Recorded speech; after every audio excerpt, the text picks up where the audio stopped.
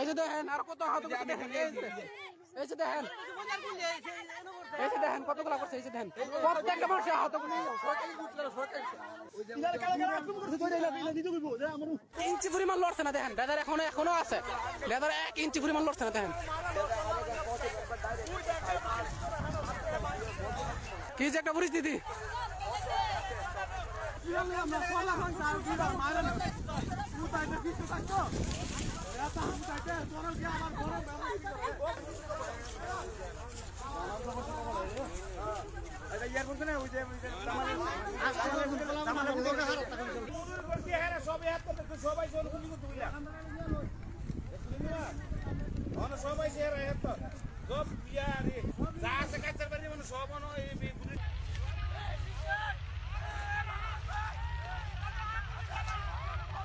ইঞ্চি পরিমাণ লড়ছে না দেখেন, লেদার এখনো আছে, লেদার 1 ইঞ্চি পরিমাণ লড়ছে না দেখেন।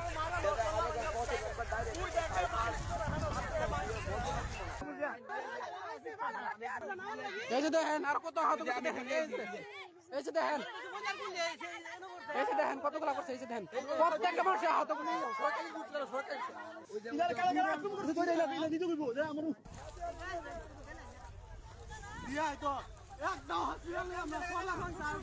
কাটতেছে যে মিজাসর আপনার ওই দিকে গেলাম নয়ন, তারপরে খারণ, এরপরে হচ্ছে আপনার নুর ইসলাম, এবারে মেহেদি, এরপরে জাহাঙ্গীর, এমনি এমনি 40 জন সঙ্গে আশরাফ বর্তমান এমপি যেটা পাস করছে বিএমপি থেকে।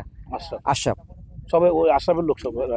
আশরাফ তো আপনার আগে ছিল আপনার ওই রাজু এমপি আওয়ামী লীগের বাবা, ঠিক আছে। এবারে আওয়ামী লীগ তো মনে আছে ওরা তো এমপি নাই, এখন বর্তমান এমপি পাস হয়েছে এই আশরাফ, ঠিক আছে। মানে এরা লোক বিএমপি করছে যারা লোক বর্তমানে অস্ত্র চালা, এই বোঝা যাবে যে এমপি কি করে। ফোন দা কয়া দেয় যে আমরা আইতাছি তোমরা যাওগা, তো মনে করেন ডেজার থাকা আয়সালে মনে করেন যে পুলিশ আয়াসা ডেজার নাই, মানে পুলিশ মানে প্রশাসনের লোকে ফোন দা কয়া দেয় যেভাবে হোক আমরা ডেজার বন্ধ হোক, আমরা বাঁচতে চাই। আমরা আজকে আইসি ডেজার ফিরাইতাম, তারা আমরা সাথে গুলি পিস্তল লই আয়া আমরা হামলা করছি, তার সাথে আমরা হামলা করছি, কিন্তু আমরা খালি আর তারা পিস্তল দিয়া, তারপরে কোনো রকম আমরা বাচ্চা লইছি, পরে পুলিশ প্রশাসন আইসি পর তারা চলে গেছে। গুলাগুলি হয়েছে না এই হাইলে হাত থেকে আর ওই ট্যাক্টরে আনাম একটা চোখ আছে না, এই চোখটা মনে করেন নিউজ নিচে আছে, মানে যে ডোক ধরছে আজগা মনে করেন গুলাগুলি হয়েছে, 2-3 জন আহত হয়েছে। ওর পর লোক আমরা চেষ্টা করছি আর পারছি না, সব যার জন্য বাগন লাগবে না, প্রশাসন কোনো খবরই লইতেছে না।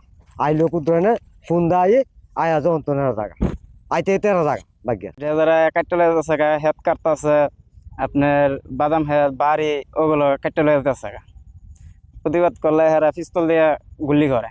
নবীনগর থানাধীন সরলাপাঙে বালু মহলে বালু উত্তোলনকারীদের সাথে গ্রামবাসীর একটা সংঘর্ষের সংবাদ পাইছি, পাওয়ার সাথে সাথে আমরা অতিরিক্ত পুলিশ ফোর্স সহ ঘটনাস্থলে যাই। ঘটনাস্থলে গিয়ে আমরা জানতে পারি যে এরকম একটা ঘটনা ঘটছে, সংঘর্ষের ঘটনা ঘটছে। আমরা 3 জন অন্তত যে বুলেট স্পিনটার কার্তুজের, আরও 7-8 জনের মতো আহত হয়েছে এরকম সংবাদ পাই।